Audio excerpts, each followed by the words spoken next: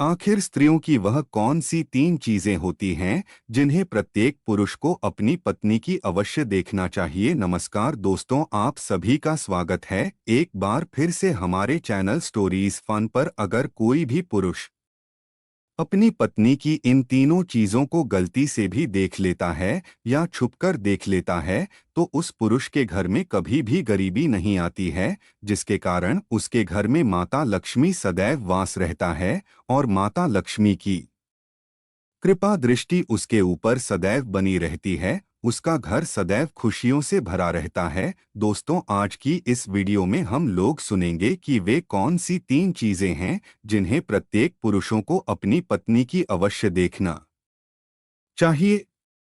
कहानी को शुरू करते हैं। एक बार भगवान भोलेनाथ जी कैलाश पर्वत पर विराजमान थे, तभी माता पार्वती जी आती है और भोलेनाथ के पास उदास हो बैठ जाती है। तब भगवान भोलेनाथ जी उन्हें देखते हैं। तब देवी पार्वती अपने मन में कुछ सोच रही थी और बहुत परेशान भी लग रही है। उनको यूं चिंतित देखकर भगवान भोलेनाथ जी देवी पार्वती से कहते हैं, हे देवी पार्वती, आप चिंतित लग रही हैं। आप किस बात को लेकर इतना चिंतित है? आप निश्चिंत होकर मुझसे कहिए, हम आपको आपके सभी प्रश्नों के उत्तर अवश्य दे देंगे। भगवान भोलेनाथ जी की बात सुनकर देवी पार्वती उनसे कहती हैं, हे भोलेनाथ, आज मेरे मन में एक विचित्र विचित्र प्रश्न उठ रहा है और मेरा वह प्रश्न यह है कि स्त्री की वह 3 कौन सी चीजें होती हैं जिन्हें प्रत्येक पुरुषों को अपनी पत्नी की अवश्य देखना चाहिए और जिसे देखने वाला व्यक्ति कभी भी गरीब नहीं रहता है। तब भगवान भोलेनाथ जी देवी पार्वती से कहते हैं, हे देवी पार्वती, आपका यह प्रश्न सच में अत्यंत विचित्र है, किंतु समस्त मनुष्यों के लिए उपयोगी भी है। और आज आपने अपने इस प्रश्न को पूछकर पूरी मानव जाति का उद्धार कर दिया है। लेकिन मैं आपको आपके इस प्रश्न का उत्तर देने से पहले आपको मैं एक अत्यंत महत्वपूर्ण कथा सुनाना चाहता हूं, जिसको आपको शय से लेकर अंत तक पूरा सुनना होगा, क्योंकि आधा अधूरा ज्ञान हानिकारक होता है। फिर देवी पार्वती भगवान भोलेनाथ जी से कहती हैं, हे प्रभु, मैं आपको विश्वास दिलाती हूँ कि मैं इस कथा को शुरू से लेकर अंत तक पूरा अवश्य सुनूंगी और इस कथा को पूरे ब्रह्मांड में भी विख्यात करूंगी। आपने अभी तक किया है तो सब्सक्राइब करके कमेंट में हर हर महादेव लिख दें। हे भगवान भोलेनाथ, जो भी भक्त इस कथा को पूरा सुनेगा और कमेंट हर हर महादेव लिखेगा, उनके परिवारों पर हमेशा कृपा बनाए रखना। दोस्तों, अब भगवान भोलेनाथ जी देवी पार्वती से कहते हैं, हे देवी पार्वती, किसी समय की बात है,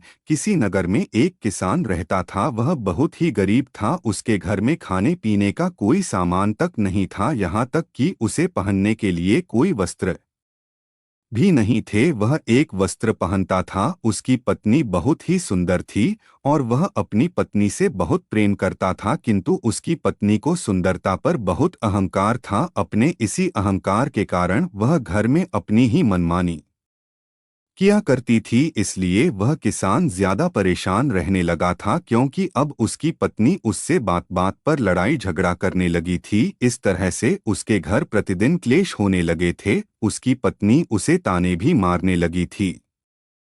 उसकी पत्नी उसे ताने मारते हुए कहती थी कि तुम्हारे पास तो कुछ भी नहीं है, तुम तो कंगाल हो। पता नहीं मैंने तुमसे विवाह कैसे कर लिया। इस घर में ना तो पीने के लिए पानी है, ना ही भोजन की सामग्री और ना ही पहनने के लिए कोई वस्त्र है। करूं तो क्या करूं, तुम तो कोई कार्य भी नहीं करते हो। अपनी पत्नी की ऐसी बातों को सुनकर उस किसान को बहुत बुरा लगता था, लेकिन उसे समझ में नहीं आ रहा था उसके साथ ऐसा क्यों हो रहा है। इसलिए वह किसान बहुत ही चिंतित रहने लगा था और अब उसका मन किसी कार्य में भी नहीं लग रहा था। फिर धीरे धीरे उसे और भी गरीबी का सामना करना पड़ा, इसलिए उसे अपने सभी खेतों को भी बेचना पड़ गया। लेकिन अभी भी उसकी गरीबी में कोई सुधार नहीं आ रहा था, जिसके के कारण से वह बहुत ही परेशान रहने लगा था। एक दिन की बात है, वह किसान अपने किसी कार्य से कहीं जा रहा था। तभी अचानक से उसने देखा कि एक महात्मा जी अपनी कुटिया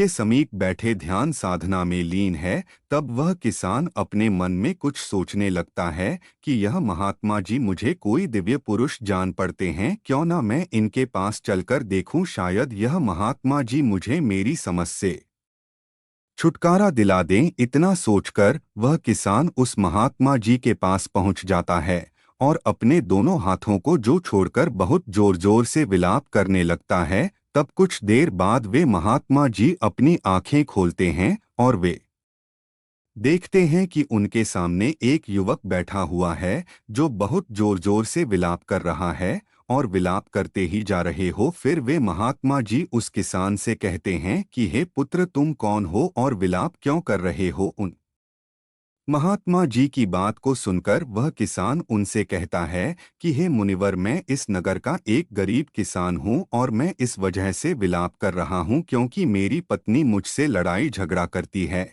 और मुझे ताने मारती रहती है कि तुम्हारे पास क्या है, तुम तो कंगाल हो, इस घर में खाने पीने पहनने के लिए कुछ भी नहीं है, पता नहीं मैंने किसके साथ विवाह कर लिया है। इसी तरह के ताने मेरी पत्नी प्रतिदिन मारती रहती है, लेकिन मैं बहुत मेहनत करता हूँ, फिर भी थोड़ा सा ही धन कमा पाता हूँ जिससे मैं अपने परिवार का पालन पोषण करता हूँ। वह किसान आगे कहता है, हे मुनिवर, आप मुझे वह उपाय बताएं जिसको करने के बाद मेरी पत्नी मुझसे झगड़ा ना करें और मैं बहुत जल्द धनवान बन जाऊं। उस किसान की बातों को सुनकर वे महात्मा जी उससे कहते हैं, हे पुत्र, तुम पहले विलाप करना बंद करो, मैं तुमको 3 चीजें बताने वाला हूं जिसे प्रत्येक पुरुष को अपनी पत्नी की अवश्य देखना चाहिए। और अगर कोई भी पुरुष अपनी पत्नी की इन तीनों चीजों को देख लेता है तो उस व्यक्ति को धनवान बनने से विधाता भी नहीं रोक सकता है।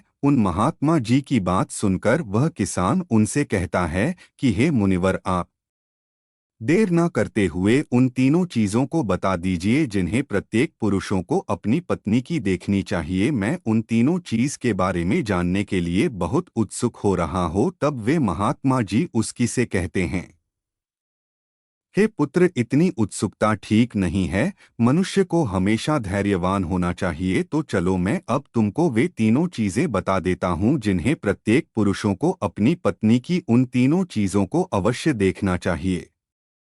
लेकिन मैं तुमको उन तीनों चीजों के बारे में एक अत्यंत महत्वपूर्ण कथा के द्वारा बताने वाला हूं, इसलिए तुमको मुझसे एक वादा करना होगा कि जब मैं इस कथा को सुनाऊंगा तब तक तुम्हें इस कथा को सुनना होगा। महात्मा जी की बात सुनकर वह किसान उनसे कहता है, हे मुनिवर, मैं आपको विश्वास दिलाता हूँ, मैं इस कथा को शुरू से लेकर अंत तक पूरा अवश्य सुनूंगा। दोस्तों, भगवान भोलेनाथ जी देवी पार्वती से कहते हैं, हे देवी पार्वती, वे महात्मा जी उस किसान से कहते हैं, हे पुत्र, किसी नगर में एक व्यापारी रहता था। वह उस नगर का सबसे बड़ा व्यापारी था। उस व्यापारी और उसकी पत्नी में आपस में बहुत प्रेम था। वे दोनों एक दूसरे से बहुत प्रेम करते थे और उनके घर में कभी भी लड़ाई झगड़ा नहीं होता था। कभी भी किसी को लेकर भी व्यापारी और उसकी पत्नी के बीच में किसी भी प्रकार का कोई क्लैश नहीं होता था। इसलिए उसके घर में सदैव माता लक्ष्मी जी का वास बना रहता था। उसे अपने व्यापार में कई गुना सफलता प्राप्त होती थी। व्यापारी और उसकी पत्नी के बीच में इतना प्रेम था कि उसके आस पड़ोस के लोग उनके इस प्रेम को देखकर ईर्ष्या करने लगे थे, जिसकी वजह से कुछ स्त्रियां तो व्यापारी की पत्नी से बात तक भी नहीं करती थी। उसकी पत्नी प्रतिदिन संध्याकाल के समय एक दीपक अपने घर अवश्य प्रज्वलित करती थी, लेकिन कुछ स्त्रियां उसे ऐसा भी करने से रोकती थी और कहती थी कि तुम प्रतिदिन संध्याकाल के समय अपने घर में दीपक क्यों प्रज्वलित करते हो, ऐसा करने से तुम्हें क्या लाभ होगा, तुम ऐसा मत किया करो। किंतु वह किसी की बात सुनकर भी सुना कर देती थी और अपनी मनमर्जी किया करती थी। यहाँ तक वह अपने पति यानी कि उस व्यापारी की भी कोई भी बात नहीं मानती थी। वह अपने अनुसार घर को चलाती थी और वह व्यापारी भी अपनी पत्नी को किसी भी कार्य को करने से मना नहीं करता था, क्योंकि वह व्यापारी बहुत बुद्धिमान था। वह अच्छी तरह से जानता था कि वह अपनी पत्नी को किसी भी कार्य को करने से मना करेगा तो निश्चित है कि उन दोनों में लड़ाई झगड़ा होगा और प्रतिदिन क्लेश होगा, जिसकी वजह से उसका ध्यान अच्छी तरह से व्यापार में नहीं लग पाएगा और व्यापार में हानि होने लगेगी। साथ ही साथ वह व्यापारी अपनी पत्नी को छोड़ना भी नहीं चाहता था, क्योंकि वह अपनी पत्नी से बहुत प्रेम करता था, लेकिन उसकी पत्नी उससे ज्यादा प्रेम नहीं करती थी, बल्कि उस व्यापारी के सामने दिखावा मात्र का प्रेम जताती थी और अपने पति से नाराज भी हो जाती थी। किंतु किसी तरह से वह व्यापार अपनी पत्नी को मना लेता था। इसी तरह से दिन गुजर रहे थे और वह व्यापारी अपनी पत्नी के साथ सुखपूर्वक से जीवन व्यतीत कर रहा था। फिर धीरे धीरे यह बात पूरे नगर में फैल गई और अब उस नगर के सभी लोग उस व्यापारी और उसकी पत्नी के इस प्रेम का उदाहरण दे देने लगे थे। फिर जब यह बात उस नगर के राजा को पता चली कि व्यापारी और उसकी पत्नी एक दूसरे से बहुत प्रेम करते हैं, तब उसने अपने सैनिकों को बुलाया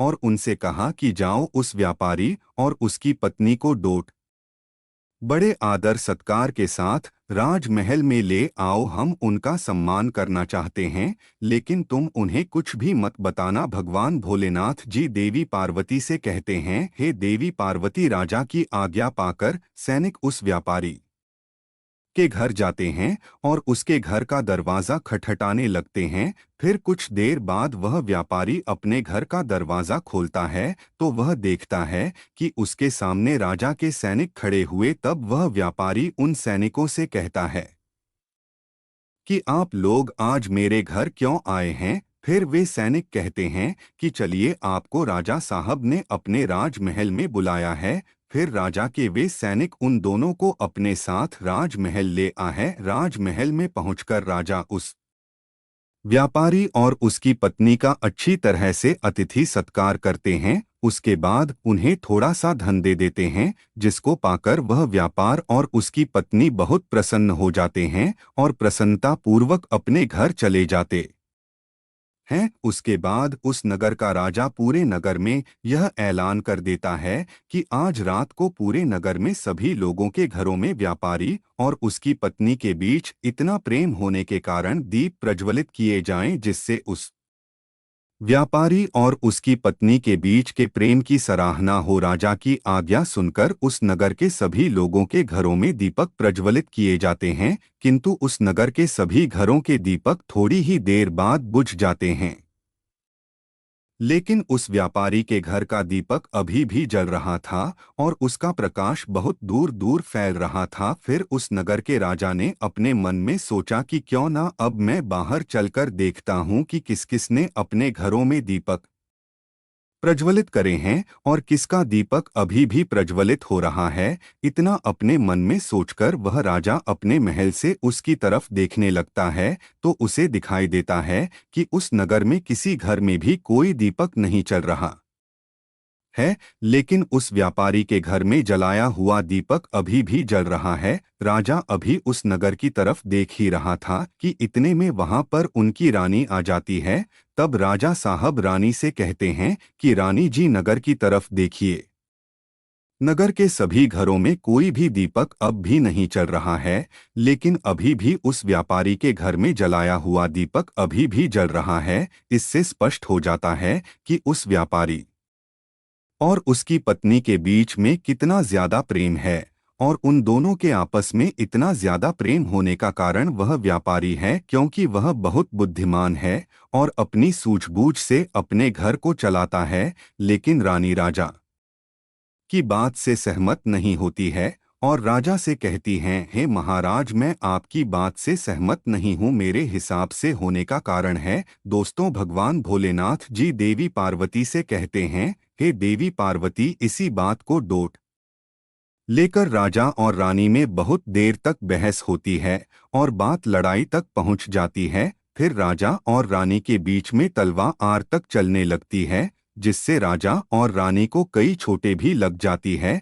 तभी अचानक से राजा ने रानी से कहा कि हम दोनों यूं लड़ाई क्यों कर रहे, क्यों ना हम उस व्यापारी और उसकी पत्नी की परीक्षा ले जिससे पूर्ण रूप से स्पष्ट हो जाएगा कि उन दोनों में इतना ज्यादा प्रेम होने का कारण कौन है। राजा की बात रानी भी स्वीकार कर लेती है और कहती है ठीक है, मैं पहले उस व्यापारी की पत्नी की परीक्षा लेना चाहती हूँ। फिर राजा साहब भी कहते हैं, ठीक है रानी जी, आप जैसा चाहे वैसे व्यापारी की परीक्षा ले सकती हैं। फिर रानी कुछ सैनिकों को बुलाती है और उससे कहती है, जाओ उस व्यापारी से कह देना कि अगर वह अपनी पत्नी को मार डालेगा तब मैं उससे विवाह कर लूंगी और राजा साहब को बंदी बनाकर कारागार में बंद कर दूंगी। राजा के स्थान पर उसको सिंहासन पर विराजमान कर दूंगी। रानी का आदेश पाकर वे सैनिक उस व्यापारी के घर पर पहुंच जाते हैं। शाम होने वाली थी और व्यापारी की पत्नी कहीं गई हुई थी, लेकिन वह व्यापारी घर में ही था क्योंकि वह थोड़ा सा बीमार पड़ गया था। फिर वे सैनिक उस व्यापारी के घर के पास पहुंच उसके द्वार के दरवाजे को खटखटाने लगते हैं। तब दरवाजे खटखटाने की आवाज सुनकर वह व्यापारी किसी तरह से दरवाजे को खोलता है तो वे सैनिक उस व्यापारी से कहते हैं, सुनिए रानी साहिबा का आदेश है कि अगर आप अपनी पत्नी को जान से मार डालेंगे तब रानी साहिबा आपसे विवाह कर लेंगी और राजा साहब को बंदी बनाकर कारागार में डाल देंगी। फिर आपको उनके स्थान पर सिंहासन पर विराजमान कर देंगी। इस नगर पर आपका राज्य हो जाएगा। उन सैनिकों की बात सुनकर वह व्यापारी उन सैनिकों से स्पष्ट रूप से कहता है कि जाइए रानी साहिबा से कह दीजिए कि मैं अपनी पत्नी को डोट किसी भी हाल में खोना नहीं चाहता हूं, क्योंकि मैं अपनी पत्नी से बहुत प्रेम करता हूं और अगर किसी ने मेरी पत्नी को नुकसान पहुंचाने के बारे में सोचा भी तो मुझसे बुरा कोई नहीं होगा। और बात रही रानी साहिबा से विवाह करने की, तो आप रानी साहिबा से कह दीजिएगा कि मैं उनसे किसी भी हाल में विवाह करने के लिए तैयार नहीं हूं, चाहे वे मुझे अपना सिंहासन ही क्यों ना दे दें। मैं अपनी पत्नी का स्थान किसी को नहीं दे सकता हूँ। फिर उस व्यापारी की बातों को सुनकर वे सैनिक राजमहल पहुंच जाते हैं और रानी को उस व्यापारी द्वारा बताई गई बातों को बता देते हैं। उसके बाद राजा रानी से कहता है कि देखा ना कि वह व्यापारी कितना समझदार है, और इससे स्पष्ट हो जाता है कि व्यापारी और उसकी पत्नी के बीच में इतना ज्यादा प्रेम होने का कारण वह व्यापारी ही है, क्योंकि वह अपनी पत्नी से बहुत प्रेम करता है। राजा की बात सुनकर रानी राजा से कहती है, आप यह कैसे कह सकते हो? आपने अभी तक उस व्यापारी की पत्नी की परीक्षा तो ली ही नहीं है। फिर राजा कहता है कि ठीक है, मैं आपके मन को संतुष्ट करने के लिए उसकी पत्नी की परीक्षा ले लेता हूँ। तब राजा भी कुछ सैनिकों को बुलाता है और उनसे कहता है, जाओ और इस नगर में रहने वाले उस धनवान व्यापारी की पत्नी से कहना कि अगर वह अपने पति को मौत के घाट उतार देगी तो मैं उसको अपनी रानी के रूप में स्वीकार कर लूंगा और उसे सदैव अपनी पटरानी बनाकर रखूंगा। भगवान भोलेनाथ जी देवी पार्वती से कहते हैं, हे देवी पार्वती। अब वे महात्मा जी उस किसान से कहते हैं, हे पुत्र। आज्ञा पाकर उसके वे सैनिक उस व्यापारी के घर की तरफ निकल जाते हैं और उसके घर पर पहुंचकर जब वे सैनिक उस व्यापारी के घर जा रहे थे तब वे देखते हैं कि उस व्यापारी की पत्नी पानी लेकर आ रही है।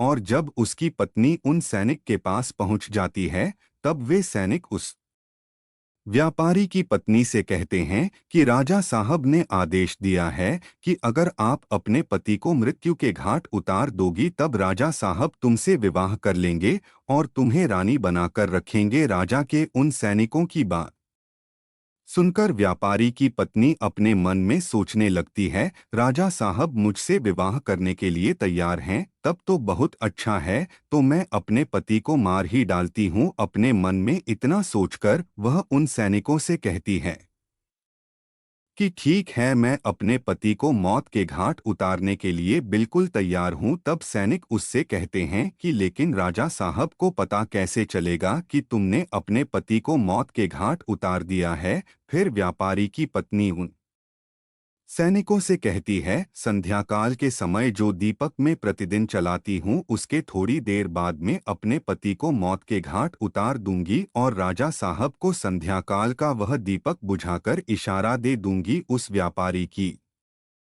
पत्नी की बात सुनकर राजा के वे सैनिक राजमहल में पहुंच जाते हैं और राजमहल में पहुंचकर राजा से कहते हैं, हे व्यापारी की पत्नी तो अपने पति को जान से मारने के लिए तैयार हो गई है। जब रानी ने यह बात सुनी तो इस बात को सुनकर रानी को स्त्री जाति से घृणा होने लगी। फिर राजा ने रानी से कहा कि यह समय ज्यादा सोचने समझने का नहीं है, हमें उस व्यापारी की जान बचाने के बारे में सोचना चाहिए, क्योंकि उसकी पत्नी बहुत ही निर्दय है। वह निश्चित ही अपने पति को मौत के घाट उतार देगी। आज हमारी वजह से उस व्यापारी के प्राण संकट में हैं।